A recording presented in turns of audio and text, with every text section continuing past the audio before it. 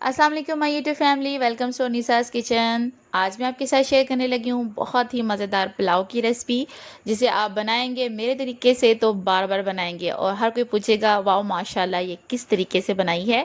आए इसको तैयार करने के लिए हम सबसे पहले लेंगे प्याज, एक प्यारी सी कढ़ाई। इसके अंदर हमने एक प्याज जो है मीडियम साइज़ जो है कट करके डाल दिया है। तकरीबन एक प्याली हमने ऑयल की डाली है। इसके साथ ही हम प्याज़ों को ब्राउन करना शुरू कर देंगे। फ्लेम को कर देंगे हाई। इसके साथ हम ऐड करेंगे ज़ीरा, 2 बड़ी इलायची, 1 कड़ी पत्ता और बादियान का फूल और ज़ीरा इसके अंदर साबुत जो है हमने डाल देना है। 6 से 7 काली मिर्ची हैं वो इसके अंदर डाल के इसके साथ ही हम प्याज़ों के साथ इसको अच्छा सा ब्राउन कर लेंगे। जैसे ही मसाले की खुशबू आने लग जाए इसे अच्छे से हमने ब्राउन कर लेना है। अब हम इसके अंदर ऐड करेंगे चिकन इसके अंदर ही ऐड कर देंगे हम। ये देखें व्यूअर्स, सारा चिकन इसके अंदर ऐड कर देंगे। इसे करेंगे हम ऑयल के साथ फ्राई। प्याज, ऑयल और ज़ीरा मसाला जितना भी हमने डाला है इसके साथ हमने हल्का सा जब ब्राउन कर लेना है। इसके अंदर डाल देना है थोड़ा सा पानी। ये हमने आधी प्याली तकरीबन पानी इसके अंदर ऐड कर दिया है।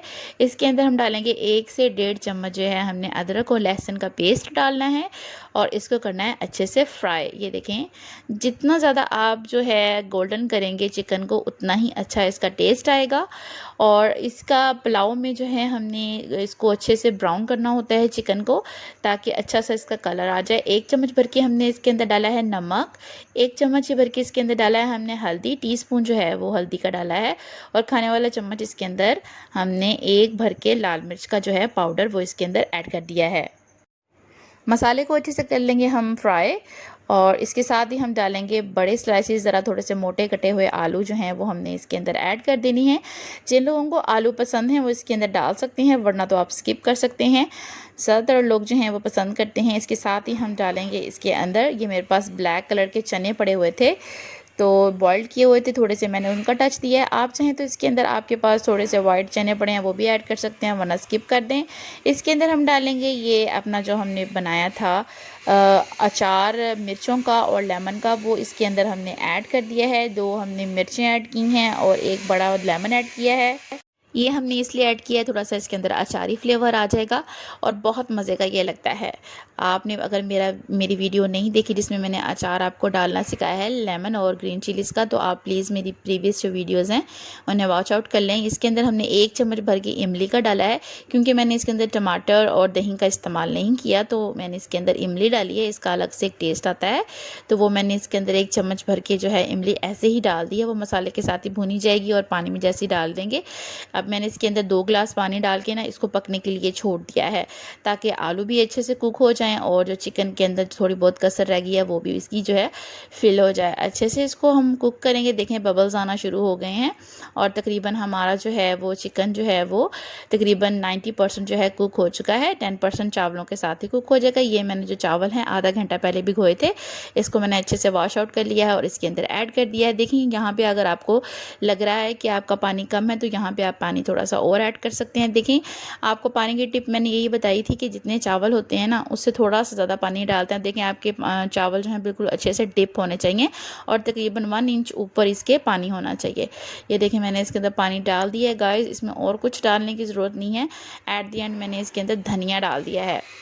जैसे आपके खानों को 4 चांद लगा देता है और उनकी लुक चेंज कर देता है ना धनिया, ये सेम लाइक इसमें भी चावलों में भी आज मैंने धनिया डाला है।